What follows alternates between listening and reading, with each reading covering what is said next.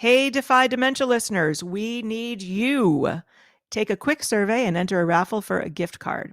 Your insights about our podcast, our infographics, and our minute videos will help us maximize our impact so that we can help everyone defy dementia. Click the link in the episode description or on defydementia.org to get started. Thank you so much for your support and for being part of our community.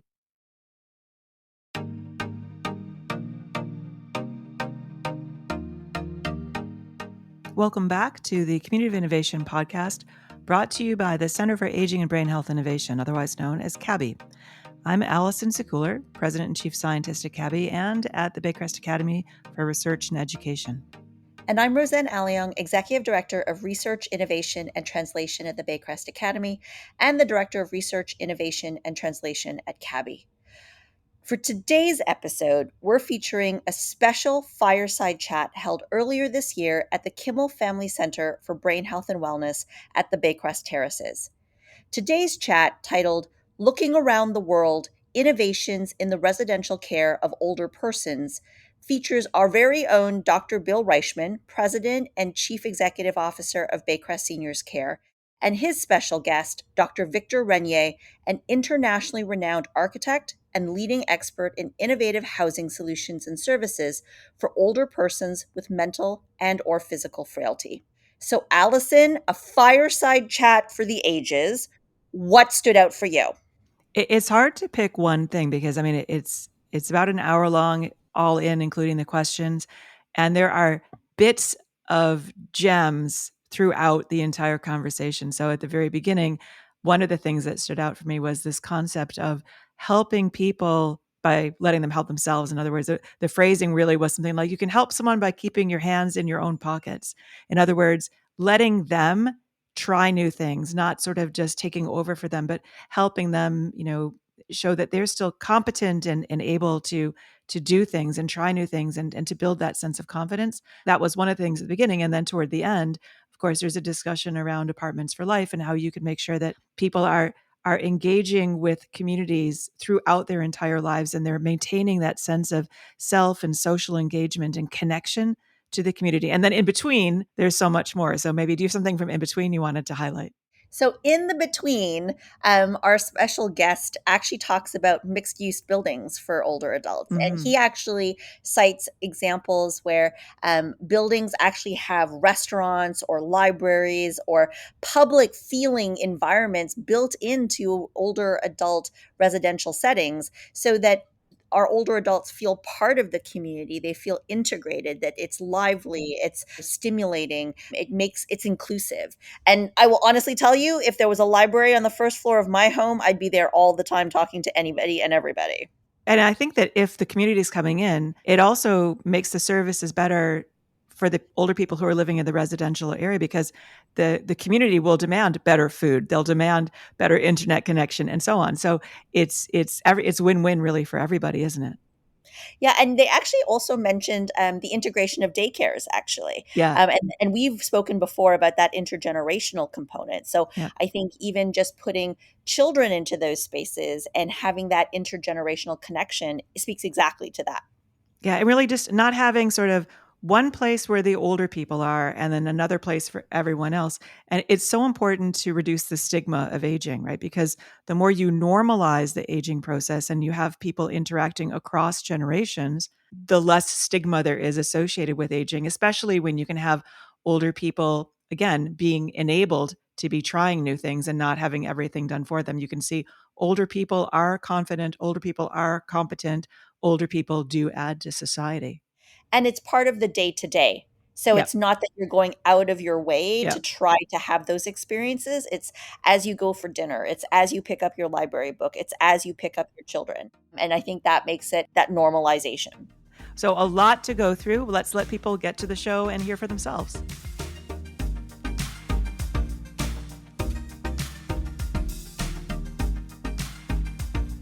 Good morning, everyone. My name is David Kahn. I'm Executive Vice President of Education in the Baycrest Academy for Research and Education. And it's a pleasure to be hosting this exciting event this morning. Welcome to all of you, both in person, but particularly also those online this morning. And the The title of today's presentation is Looking Around the World, Innovations in the Residential Care of Older Persons. And we're delighted to have a very esteemed visiting professor with us today. Professor Victor Regnier is a teacher, researcher, and architect who's focused his academic and professional life on the design of housing and community settings for older people. Indeed, he's considered one of the world's leading authorities in this area. He holds a joint professorship between the University of Southern California School of Architecture and the Leonard Davis School of Gerontology, which is the only joint appointment of this type in the US. He's the only person to have achieved fellowship status in both the American Institute of Architects and the Gerontological Society of America. He has published over 10 books and monographs, as well as 60 articles and book chapters dealing with the various aspects of housing and community planning for the elderly. His most recent book is entitled Housing for an Increasingly Older Population, Redefining Assisted Living for the Mentally and Physically Frail. He's directed over 20 research projects dealing with diverse topics such as the behavioral impact of the environment on people with dementia, children's museums, and homeless shelters. He's received many awards as a teacher and researcher. He's designated Distinguished Professor by the American Collegiate Schools of Architecture. As a designer and practicing architect, he has provided consultation advice during the last 45 years. That's not possible. 45 years on over on over 400 building projects in 23 states, Canada, Germany, and England. And projects on which he has consulted have won over 50 state and national design awards. So welcome, Professor Regnier. Thank you. So the format today is a fireside chat. We don't actually have a fireplace because it's quite warm. But, in discussion with Professor Regnier is Dr. William Reichman, who's our president and CEO of Baycrest. So Dr. Reichman is a professor of psychiatry in the Faculty of Medicine at the University of Toronto, and he's, of course, our president and CEO. He's a noted global authority on the delivery of innovative medical, mental health, and dementia services in elder care settings. He's a former president of the IPA, the International Psychogeriatric Association, the American Association for Geriatric Psychiatry, and the Geriatric Mental Health Foundation. He's advised the World Health Organization, the World Dementia Council, and the governments of Canada, the United States, and China on aging health policy. And he's also recently served as co-chair of Canada's Ministerial Advisory Board on Dementia and was instrumental in the development of Canada's National Dementia Strategy. So the format for today is that our two esteemed speakers are going to chat with each other for about 40 minutes, and then we'll open it up for questions, both to those of you locally here in the audience, but also to those of you online, so you can type in questions as well. So over to you, gentlemen.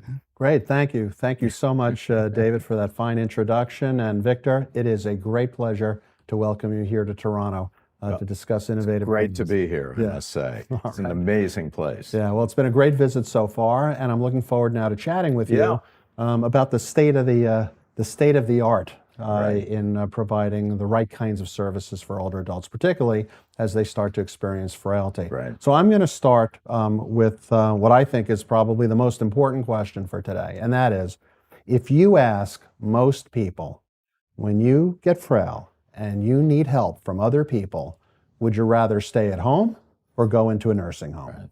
Overwhelmingly, what do they say? They say we'd like to stay at home, 80%. And when we usually do that kind of questionnaire or that type of research, it's for people who are not quite old enough to imagine what it's going to be like when they have problems and difficulties. So they're kind of, in a way, assuming that they'll be one of those special people that lives to be 95 and goes to sleep at night and doesn't wake up in the morning or whatever. So that idea of somehow thinking about it's continuity. That's what I want. I want to just make it the same, Mm-hmm. is really the first kind of knee-jerk response. Mm-hmm. And there really isn't much thinking about it. In this book that I completed, the first chapter deals with how to think about this whole process. And it's just important to think about it in advance, Right, because right. a lot of times you could stay at home. Sometimes the building is Okay, designed but the all right, right but way. let's be candid, Yeah. right? When somebody says, I don't want to go into a nursing home, might that be an indictment Yes. of what nursing homes have been and still are in most of North America? You're exactly right. It's kind of a scary place in a lot of ways. Very institutional, modeled in both in North America around the hospital or a version of hospital care. And it doesn't make you feel as if it's housing with some services that are provided to you. You seem or you feel as if you're in a hospital or a type of institutional arrangement of some sort. And that scares people because they know what it's like to be in an institution. They've visited people in institutions, or they know about it, or they watched it on TV or whatever. It's not a place they want to end up. And so we need to think about how to change that. And it's a difficult thing to do because we've been doing it that way for 50, 70 years. And everybody else has expectations about what a nursing home should be or what assisted living should be. Mm-hmm. And those are some of the problems that we have because we're living with a history.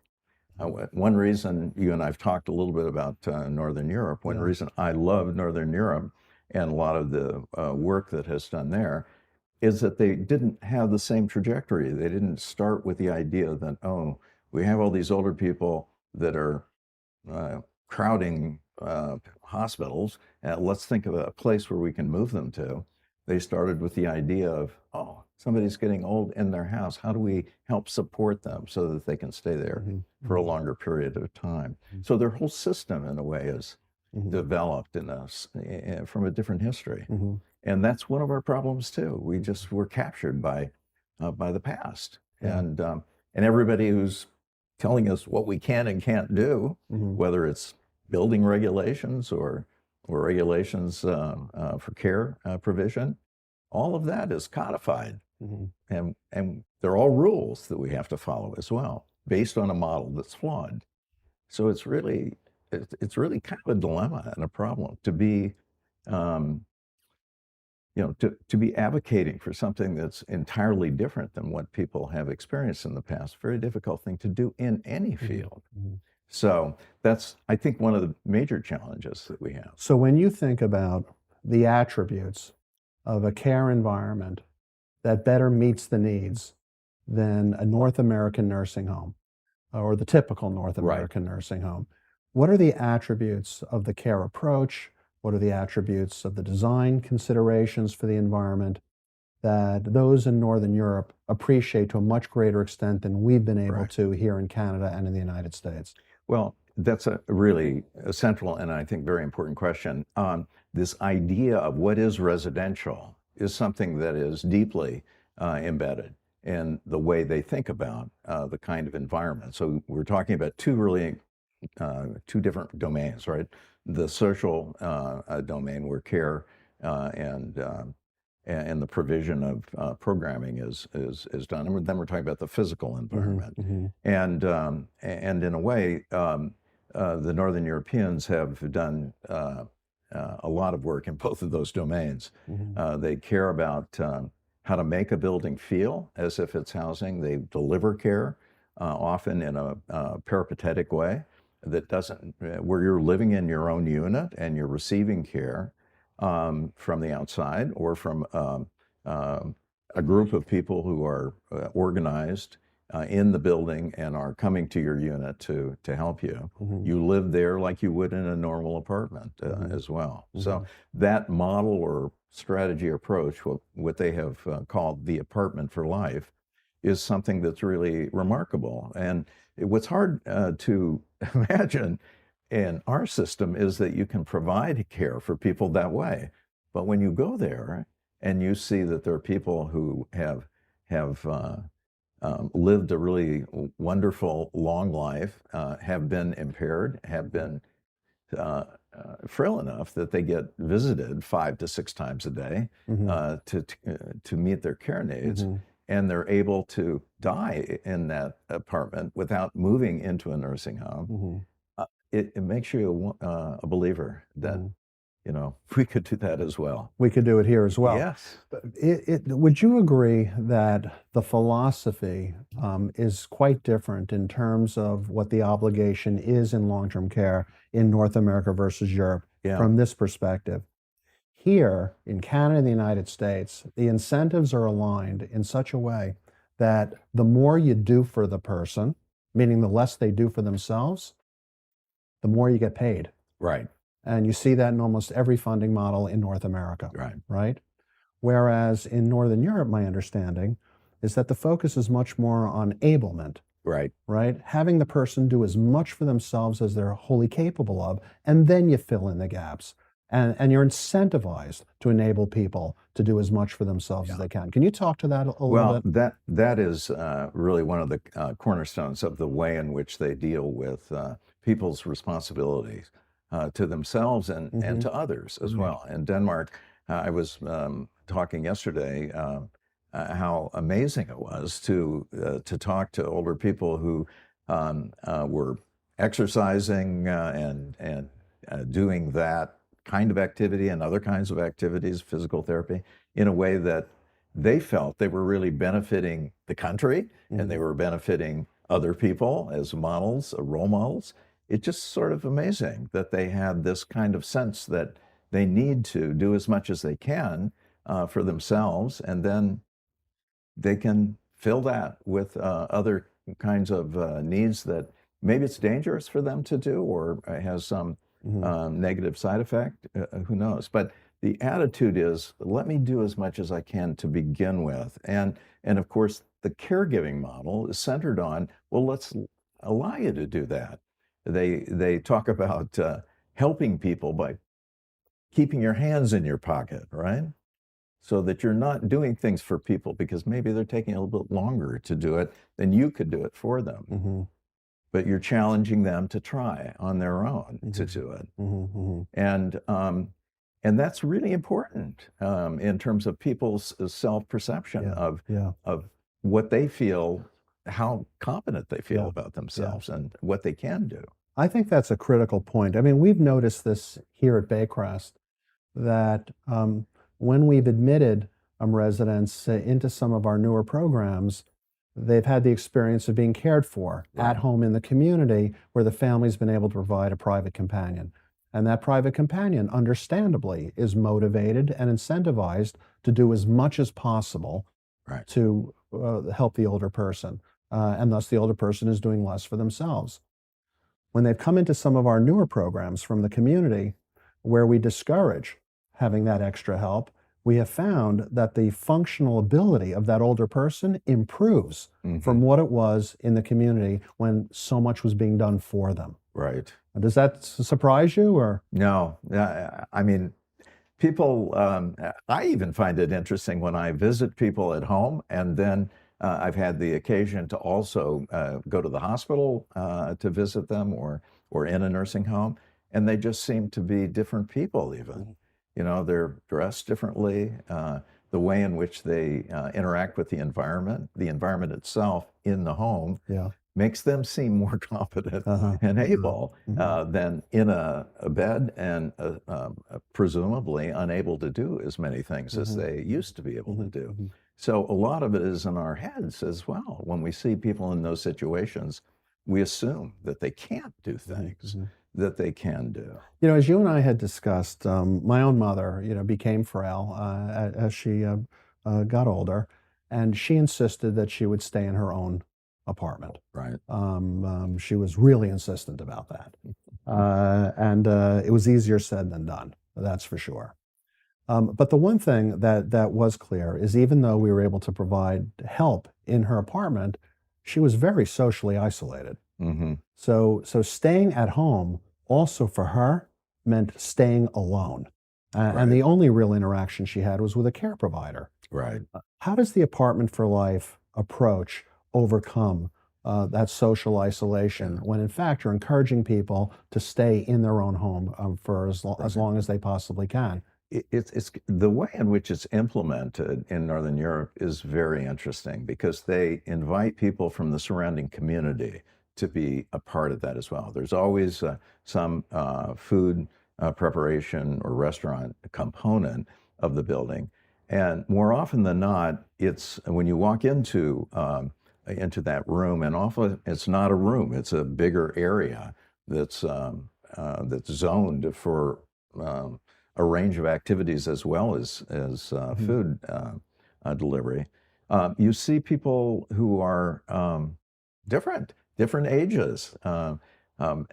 It's people from the community, it's staff members, it's volunteers, it's residents, it's a whole range of different people there as well. So when you go into that setting, you feel as if you can connect with other people.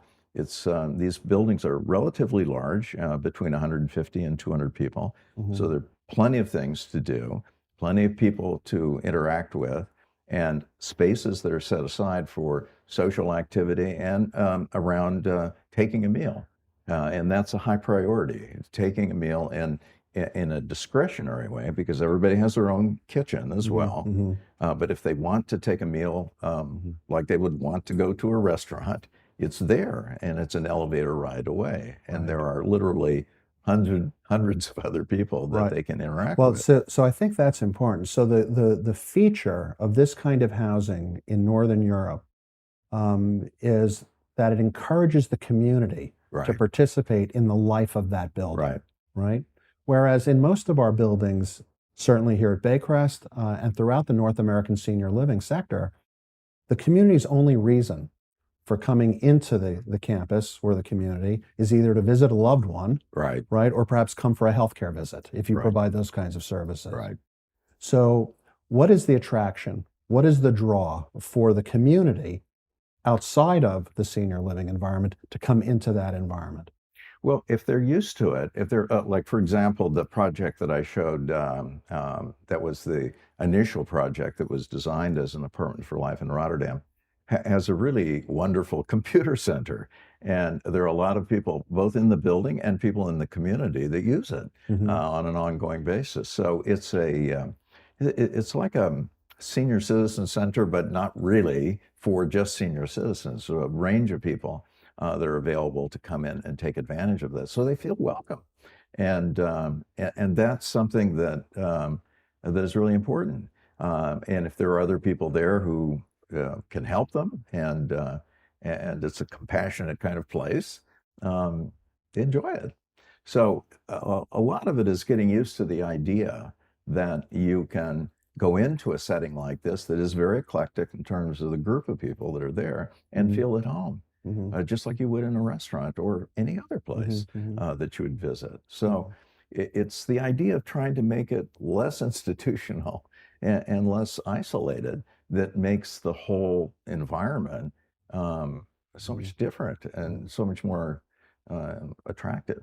So do you foresee then that as we go forward and we create more senior living environments here in Canada, perhaps the US as well, that we might reconsider some of these new projects to be maybe multi-purpose? Yeah, the one I showed the other day was a project of about 150 units, 5-story project. The first floor was a library and a restaurant and a kind of hangout place for people in the neighborhood as well. Right across the street from a food market, and also from a drugstore.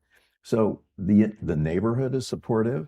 The building itself has a number of different activities that attract people from the outside surrounding area. And it seems like a different kind of place. It's not like you're going into an elderly housing project and behaving that way, or thinking that you have, you're in somebody else's territory. It's much more public feeling as well. So this idea of mixing uses, something you see in Europe as well. They're very much into daycare centers, and physical therapy are almost always a part of the building, and they're almost always connected to the community as well. So people can come in for those types of activities and take advantage of that. And childcare is something that also adds some additional revenue and sets a kind of precedent for a very different kind of place. So it sounds like, from your experience in some of these projects in Northern Europe, the senior living environment is part of the broader community. Yeah. It's not apart from the broader That's community. correct. Is that fair to say? That's very fair to say. They don't have barriers. They've mixed it up. They've made it much easier for different kinds of activity patterns to occur. Now, one of the concerns I've heard also, and I want to get back to Apartment for Life, about having people stay in their own homes throughout their entire life trajectory as they get more frail, is that the environment doesn't adapt to the changing needs, right, of that older person. How does the Apartment for Life concept overcome that? Well, to start with, they think it out.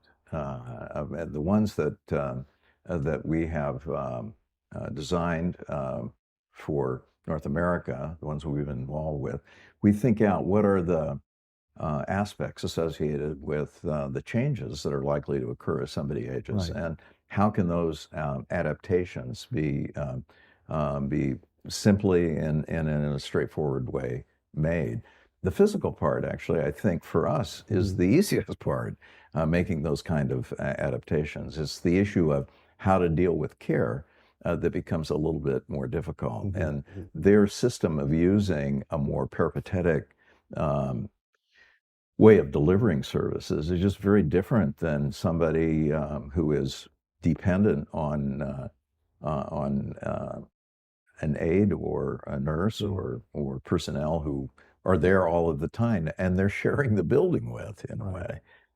They're still living in their apartment, and they're taking on as guests people who come in and help them. Yeah. It's a different way of thinking about it. It's very different. And in North America, in the United States, and for the most part in Canada as well, when you get support inside your apartment, meaning, you know, a home health care worker comes to your apartment to assist you, the billing and the reimbursement is structured in such a way that you provide care with increments that start at 15 minutes at a time. When in fact, the person may only need 2 minutes of your time to check on you throughout the day. And so that creates unnecessary cost. And might be a barrier to the Apartment for Life concept, where you would like staff to be able to just drop in for a few minutes, check, make sure everything's okay, maybe circle back in 2 hours. You know, one thing that I've noticed that, of course, we're all progressing in ways that hopefully make sense and are moving in the right direction, but telemedicine has been used now much more effectively for many of those kinds of needs. And we hadn't thought about it that much, and telemedicine has been alive and well and working properly in Northern Europe for 30 years. They didn't just change at the pandemic because it seemed like a good idea at the time. But it is, I think, kind of amazing that that we have this this type of opportunity, I guess, to do these sort of things, and that we don't take as much advantage of. Why aren't we doing it? I think there are a lot of barriers because it's different than what has been the status quo. And when you are protecting people, and we do that with children and we do that with older people, there are a lot of other ways in which we establish rules and policies and regulations that keep us from being as creative, perhaps, or as free to make changes and adjustments. I think technology is going to shake that up a bit. We have seen that in hospitals, certainly, and telemedicine. And those kinds of issues of how we can connect people and help them, I think are going to get a little bit easier and more straightforward. When you look at the regulatory framework for long-term care in the United States and in Canada, there's a lot of rules. And the rules are generally well-intentioned. Yes. And they're designed mostly to prevent injury, Mm-hmm. right? To protect people, to Right. keep them safe. Right. There's fair amount of risk aversion, Right. right? How's that handled in Northern Europe? Well, they aren't as concerned. Let's put it that way. They really recognize that everybody takes risks when they get up in the morning. Walking across the street, anything can be a risk, and they see that as being something that's just part of life. I love the way that social workers are trained there as well, because they, I think, have affected some of the regulations quite positively, because they've talked about normalcy. They've talked about how do we create a setting that does provide a safe environment, but at the same time has more freedom and flexibility associated with it. Mm-hmm. We just don't think that way, Mm-hmm. and we don't operate that way, and we don't ask for permission to do that. Mm-hmm. And we have a lot of lawyers that, can Mm-hmm. make it even more difficult Mm-hmm. if some mistake is made, because there's always an attribution trail to that. Yeah. Who could be able to help me with that problem that was created? I fear sometimes that here in North America, despite our very best intentions, and certainly in the aftermath of the pandemic, where the weaknesses of our Right. North American approach to long-term care became that much more evident. Right. I worry sometimes that we're actually going backwards. Yeah. Here in Ontario, we've decided that we don't have enough long-term care beds. And what are we doing? We're developing them on the properties of hospitals, Right. and we're having hospitals operate them, Right. right? Which is not what they do in Northern Europe. Right. Long-term care is a residence. That's It's not a unit of a hospital, right. right? And I worry that because of the concern for the welfare of older people, particularly when we saw some of the horrific consequences of the pandemic, that in fact we're going to pass more laws, more rules Right. in the service of protecting people, but could actually have the opposite effect of further constraining the autonomy and the rights of older people. Well, what do you think about No, that? you're exactly right. I think we do not tolerate risk in the same way that is normal, and that's a problem. And I think that we're going to have to recognize that, or maybe people will say, we won't accept this. Who knows? Right. But abuse, when it does occur, is so powerful, and it's such a wake-up call for public officials and regulators, that they're very risk-averse, and they're always concerned that, is there something we can do that can stop something from occurring? And when you do that, you stop a lot of things from occurring, Right. things that people want to do, Right. that add quality to their life. Well, in the residential care of older adults, I think the population that we sometimes are most concerned about in terms of safety and risk-related issues are those individuals living with dementia, Right. Alzheimer's disease, other causes. Talk to us a little bit about how Northern Europe, particular countries, have addressed the care of people with dementia, and perhaps talk about the dementia village and how they Okay. handle some of these very difficult issues. Well, we're all concerned about dementia because we know it's going to grow Yes. as a medical problem in the future, and we know that it's a very tough one to deal with. Probably the biggest recognition that I see occurring is that we're coming to the conclusion that we have to start early, and we don't wait until it's late onset to try and treat it, because it's very difficult to do, very complicated, with the possibility of a lot of medical side effects as well. But this idea of being able to have a setting which is more normalized is really important. In the Apartment for Life history, they started with the idea that peripatetic services would be provided for people in their own units. And then they discovered that people in third stage dementia, especially if they're living by themselves, they don't have a family that's supporting them, or they don't have a spouse, need to be moved into a setting that's more supportive. Okay. And so they designated 4 different small group housing arrangements. 3 of them have 7 people and one has 8 persons, so 29 units.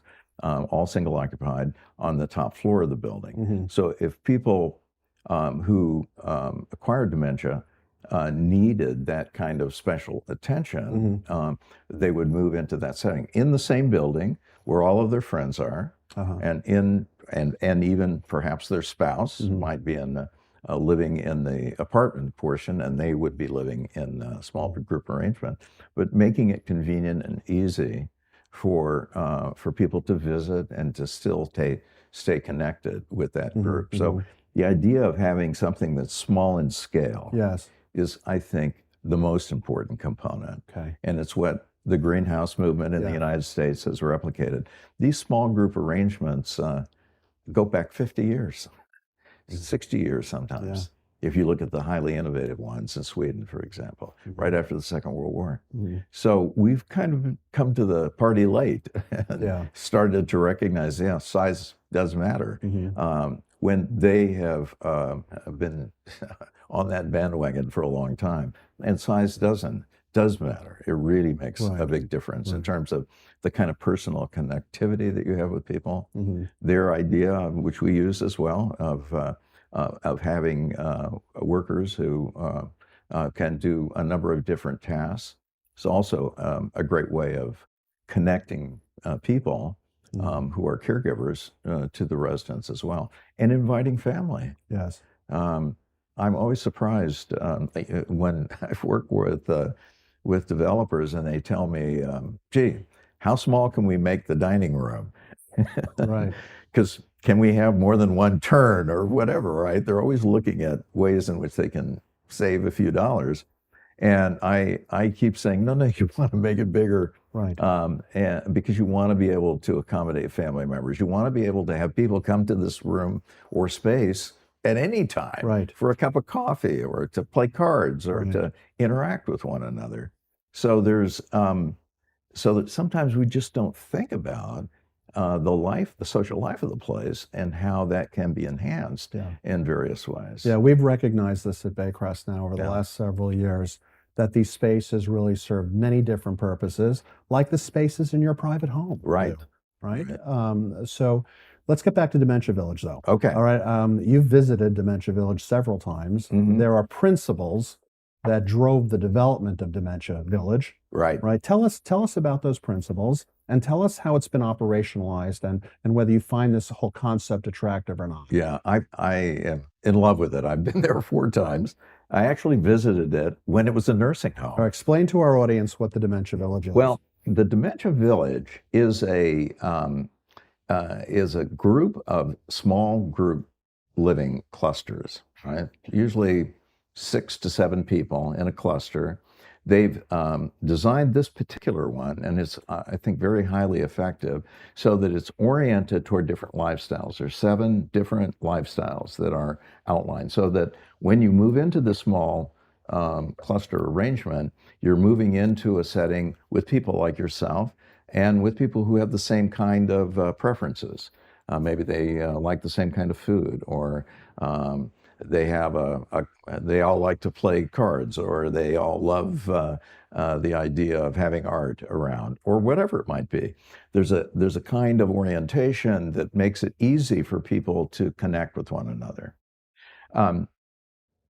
These are clustered in a 4-acre site that has 7 different courtyards, and they're all looped together. I was saying, like Disneyland, you can't go to Disneyland and you're a kid, you can't get lost, because if you walk enough, you'll come back to the place where you're at. It's all big loop.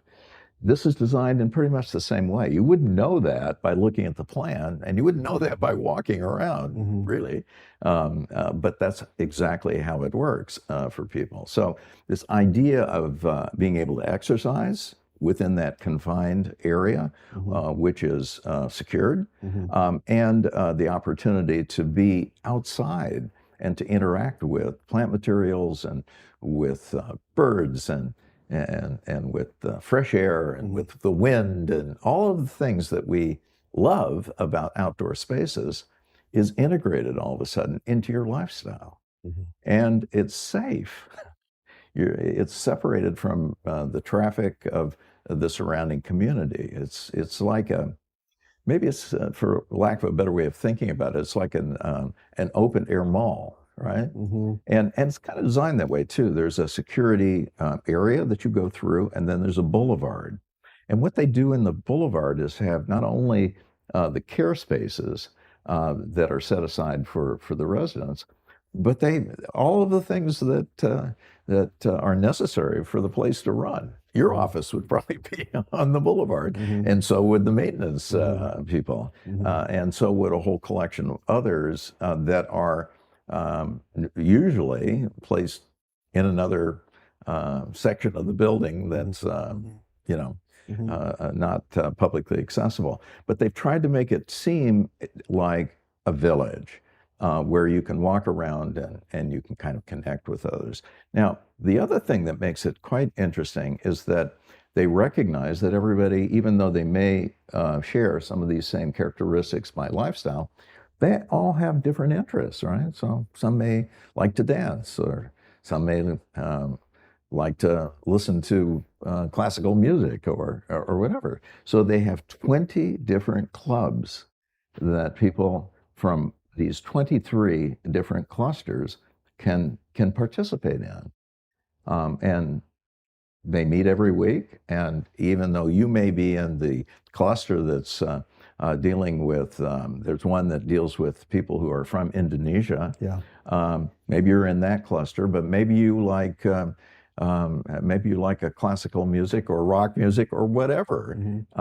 You and the other half a dozen people or dozen people from the universe of 123 can come together and share that interest. So that's an important point, though. So even though folks are clustered together by lifestyle preferences, right, they're not segregated. Right. They can come together through shared interests. Right. And that's encouraged, and it also is something. When I first arrived there and started looking at what they had done, I couldn't imagine that it would work, to be quite honest. And then as I've been there, I've seen that they do make it work. And there's a huge number of family members that are involved as well. There are a lot of volunteers that are involved that also help to make this work in the most effective way, and it is really remarkable. You know, I wonder again why we can't seem to advance as far and as fast as we need to. Right. All right, given the demographic shifts that are happening here in Canada and the United States, and I wonder how much of it really has to do with funding for senior living services. My understanding is that in the Netherlands, Northern European countries, the public sector funding is very much a part of the equation, right, as it is for nursing homes here in Canada and the United States. But there's more of an openness to innovation and alternative models. Whereas here in Canada, for example, a nursing home is a nursing home. It's a long-term care home is a long-term care home. And that's what you need to provide in order for the government to support the care. Right. Do you think that that's been a big barrier here, just the lack of flexibility by public sector funders? Well, what do you think? I don't know, but what is interesting is that most of these settings are community-based. And when you go into one, and let's say there are 45 or 50 people there in a small group cluster arrangement, maybe 4 or 5 of these smaller 10-unit clusters, most of the people are people who have lived there all of their life. That's also another aspect associated with the way in which they distribute services. Those who are living in a particular part of the country are given preference for local. So when you interact with people, they're people that know one another to begin with. They've had a kind of similar opportunity to connect with the school system or with the church system or with one another through various kinds of organizations. They don't worry that much about whether or not there's some violation that's taking place. They already feel comfortable with one another. And so the public sector works more effectively there's a lot of nonprofit development that takes place in Europe as well. And somehow are trusted more than for-profit developers. So Well, it's a different yeah, kind of attitude. it's a very different attitude. You know, I'm concerned because in North America, United States, and in Canada as well, there's very little variation, really. Nursing home is nursing home. There are very few places like Baycrest Right.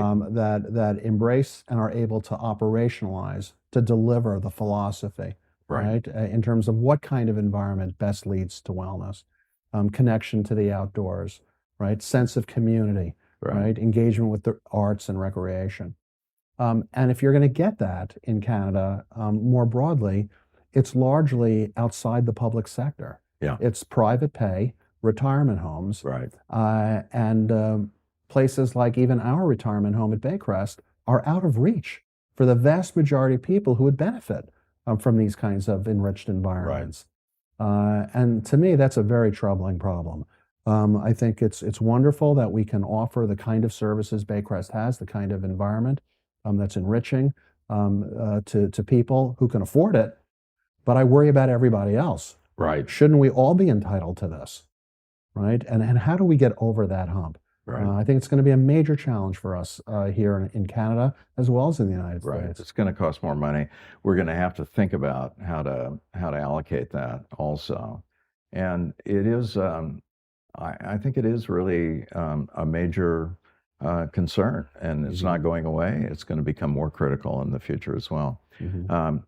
We have to think about how we're going to care for this group of people more seriously. And that's why Baycrest is such a special place, frankly, because you are not satisfied with the status quo. You're really pushing as many boundaries as you possibly can. And that's great for everyone else, because when you have an example of something that works and works very effectively and has been fine-tuned, much easier for somebody else to replicate. So I want to ask you, before we go into questions now, which I think it's about time to do, I want to ask you about what you've noticed. You've traveled around the world. Right. You've now been at Baycrest for a little over a day. Right. You're going to spend another day and a half with us, but you know about Baycrest, right, from your observations of the field. The question I'm asking is, what is it about Baycrest that does impress you in terms of what we do? And why can't there be more Baycrests? Yeah. Why does there only have to be one or maybe two Baycrests in the world? Why can't we replicate this? We should, so that the whole sector can be lifted. Right.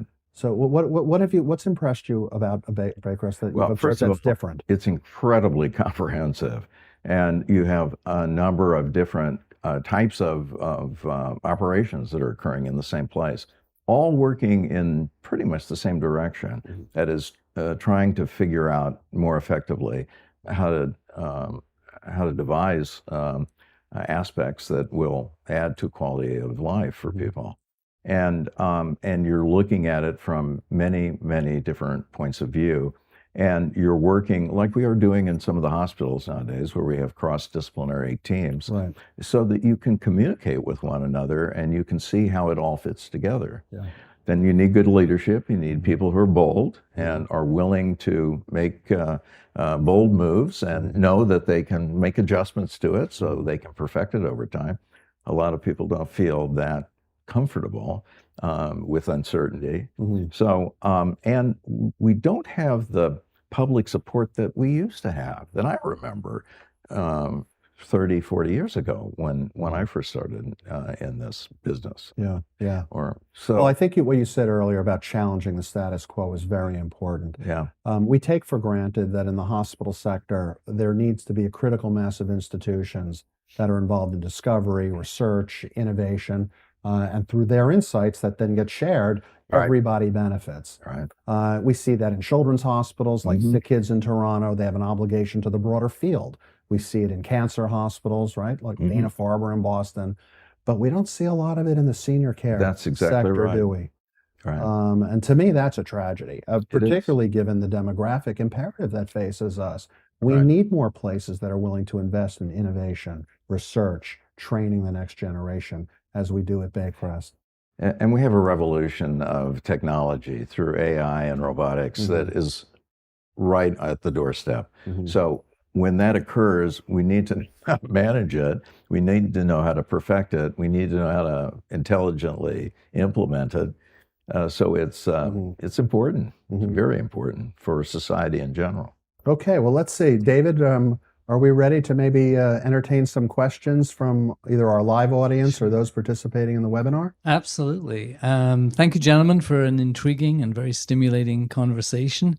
Lots of ideas buzzing in our heads, I think. There is an online question from Karen. She wants to understand more about this issue of overcoming social isolation among seniors who are actually living alone in their apartments, no matter what the model is that we're talking about. But what can we do? Can you talk a bit more about this very challenging issue? Yeah, it is a major problem when you find people who are getting what they want, which is staying in this house for as long as they possibly can. Yeah. Then they're disconnected often from the surrounding neighbors and from the community itself. Maybe they can't make it to the church, or they can't involve themselves in activities that they've had in the past. So isolation is a big concern. I mean, we are trying to do that in the voluntary sector in terms of visiting people. That's the big strategy, I think, that's out there, is to try and help people who are socially isolated. If it's possible, to bring them to a center where they can interact with one another. In the United States, we have a PACE centers. I don't know. Yeah, why don't you just mention PACE as a way of overcoming isolation? Yeah, well, PACE is really a brilliant strategy and approach, and it was done to really try and figure out how to deal with the issue of social isolation. And it's like a daycare center, except it's got a whole collection of individuals who are looking in a multidisciplinary way at the kinds of problems that older people would have, all in this one center, right? They're local and they're oriented to maybe a neighborhood that's 10 blocks in diameter, or maybe a little bit bigger than that. Depends on how they get people from place to place. But you come to this center, you live in the surrounding community, you come to this center once or twice a week. And when you're there, it's a combination of physical therapy, a little bit of exercise, checking in with a physician if there's a problem that you have that they can help you with, or checking on medications or any difficulty that you might have as well. And then there's the opportunity for social exchange and social interaction with other people who also live in your neighborhood, who have come to this setting in the same way. There's a morning program and an afternoon program, a couple of hours each. And we have versions of that here in Canada. There are seniors' day programs, and they can serve a variety of seniors' needs. But some seniors have difficulty accessing those programs. They may be unable or unwilling to leave their homes. I think one of the issues we also have with senior isolation is who's responsible for helping overcome that problem. And in some societies, it's clear that it's a community responsibility. And so neighbors, right, and volunteer services ensure that someone is getting visitation on a frequency that best meets their needs. And we're now seeing a new age where technology can also connect people, can really bring people together, right? And what we need to do is make those technologies more accessible, more affordable, and more user-friendly. Right. But I think it's a combination of community engagement and owning this, as well as being able to scale technology. All right. Good response. Tough Thank problem. you. It is. So there are no more questions online. We'd love to take some questions from the group here. Hi. First of all, thank you for the inspiring discussion. I think you made us think, and there's a lot we need to do. I think you started the discussion on talking about 80% of people wanting to age in place. And we focused on what we as institutions could do, maybe to make the institutions more like home. Right. I'm curious about the other side. What is the role of institutionalized care, or our role in going into the community and being able to offer more services using technology, using innovation, but not throwing it at other people? So what's our responsibility, and what have you seen done maybe in Europe that we can learn from? So you're talking about the strategy for interacting with people that are in the community? Yeah, like for example, Baycrest has a huge wait list Right. of people waiting for long-term care. We typically can't do a lot or don't offer a lot. We're starting to do outreach. We have a Baycrest at Home service now. Right. But what have you seen in other places that we can say kind Well, of that- gray out the border? if you Right. will? Great question. I think what we tend to do in this, in North America, is that we have places that are providing services and housing all integrated into one package. And then we have another network of different kinds of services. There, they blend the two together. And so it's not at all uncommon for home care services to be embedded in a housing project and to have responsibility for the people who are living nearby. And then to open the building, it's got common spaces to people who might want to come for a meal or might want to come and interact and learn how to play bridge or learn how to answers to problems that they have that they're trying to sort out. So that's one of the big differences. I think there's a tendency when I talk with private developers for them to think, oh no, we don't want to have anyone in here. We just want the people who are paying for these services, and that's the way we're going to do it. When you should be looking at, if you're a developer and you really care about the bigger picture, how we're going to help people who are aging, period. There are many different ways. You can give them a unit and provide them help. You can give them home care. You can provide all kinds of services to people. There are ways to pay for it as well, so it's not all charitable. It can be part of your business plan. But if all you're thinking about is you've got a building and you got 100 people living there, and those are the ones that you really care about and you're focusing on, you're never going to think in a broader way, and you're never going to recognize that there are other people. I think your suggestion of having people who are on a waiting list also be introduced is really great, because I mean, symbolically it's very good to start with. And I think it's a good way to get recruits who know the place a little bit differently than what they might if they're just looking across the street and imagining what that building is like. But having people who experience it and feel welcome and feel connected, super important. I think you've achieved that here. I really do. People. You were telling me 9,000 people showed up for a bike ride. For a bike ride last week. That's hard to believe. I can't imagine that happening in any facility I know of in the U.S. Nada, zero, would not happen. So it is amazing. You've done a really good job of making people very much aware of what this is like as an important community resource. We've got another important question online. Question is, how do you think the differences in culture account for how the elderly are cared for? With a note that perhaps in North America, policymakers assume that younger people would rather have the elderly taken care of by others as opposed to family and that whole issue. Yeah, well, this cradle to grave system that's in Northern Europe is really a tacit promise that they will take care of you with childcare and with mental health services if needed, and in old age. So there is a whole different kind of obligation associated with the idea of having that available to you. Did you want to add to that?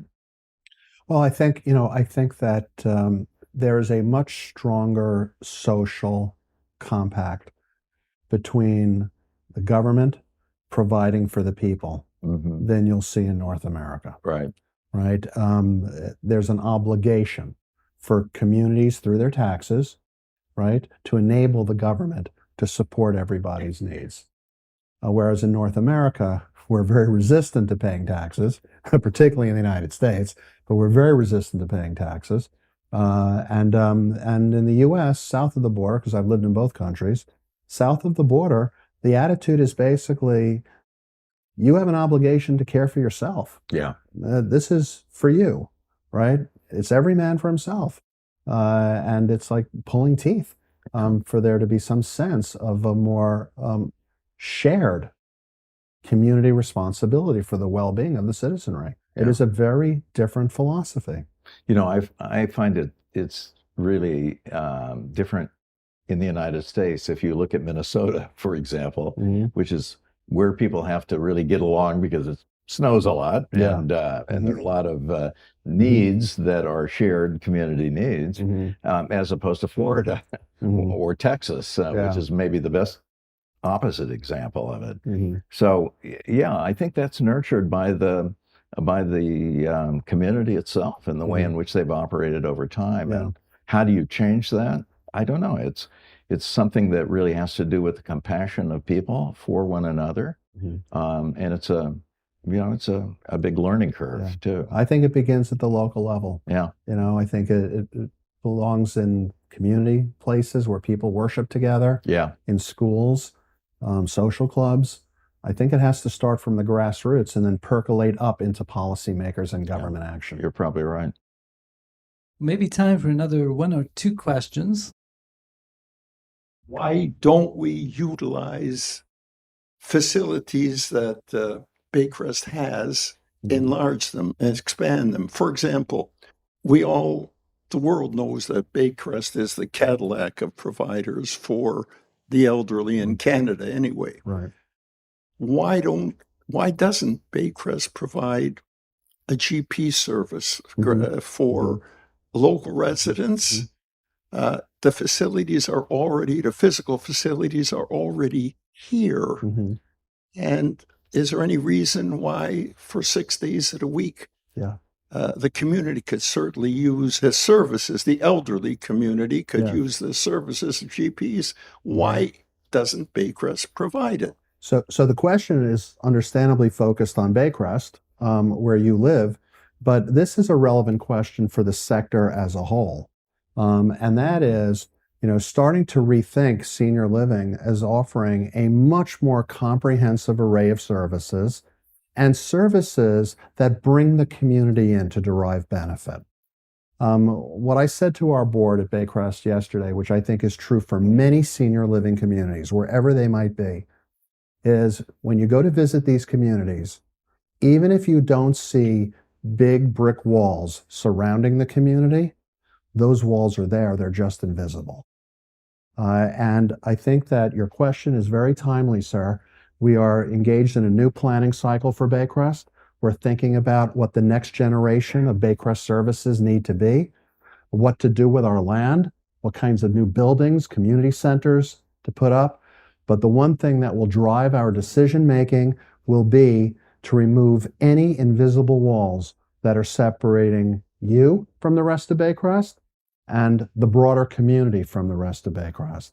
So I thank you for that question, because this is an issue that not only we at Baycrest need to address, but the entire sector needs to address. Right. Well put. Thank you. Is there a last question? Lady here, and that's you right there. Yes. I was interested when you were talking about the Northern Europe in 83, when we were visiting Copenhagen. Everybody looked like me. And 4 years ago, when I went back, it looked more like Toronto, because there'd been the migrants and there'd been refugees and so on. So the composition of the city, the country had changed. And I wonder, thinking about, even just looking around at us in here and the people in Baycrest, we look remarkably the same. And so our community, our seniors centers, our long-term care places are going to be facing, as they will be in Denmark, because those migrants are going to get older. They're younger now, but they're going to get older. So things may change there. We won't know that for a while. But here, we've got so many, the gentleman over here was talking about out in the community. Well, out in the community here looks all kind of the same in the community in the West End where I live. So, this is such a wonderful organization here that I just wonder how we're going to incorporate the changing population of our cities. Right. I was just going to say one thing that I've noticed in the Apartment for Life arrangements, and this is not the solution necessarily, but this is a baby step in the right direction, is that they're daycare centers that are focused on people who have medium, light, and sometimes more severe problems with dementia, are segmented, I guess, in different groups. If there's a language difference, or if there's a particular set of ideas or problem or issues that are associated with the way in which social exchange can take place, so that they have maybe 3 or 4 different types of daycare arrangements. Maybe one's focused on music a little bit more, if people are interested in that, or focused on some other kind of activity. But the idea is to try and serve the community in the broadest possible way. And you can do that almost immediately in daycare. It's a little bit harder to do that in filling a building when you have 200 people that are there already, and you're really looking at attrition in terms of the way in which you're going to make changes and adjustments to the population. So that's the way I've seen them kind of edge in the direction of being more accountable to a broader segment, a more diverse segment of the community. Well, this has been an outstanding morning, and I want to thank you, Professor Regnier and Dr. Reichman, on behalf of everyone here. So please, let's hear it for our speakers today. And thanks to those of you online as well who joined us. So. Okay, thank you. Thank you, Victor. Yeah. Okay. My pleasure. Thank you for joining us on this special episode of the Community of Innovation podcast.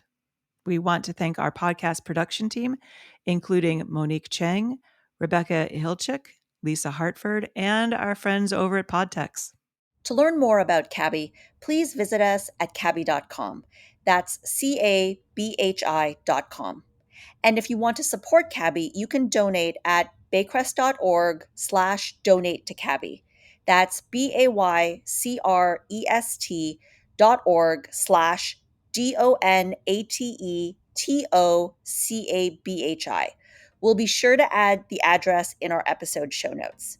We'd also love your support of our podcast, so hit that like and subscribe button on YouTube, SoundCloud, Spotify, Apple Podcasts, or wherever you get your pods.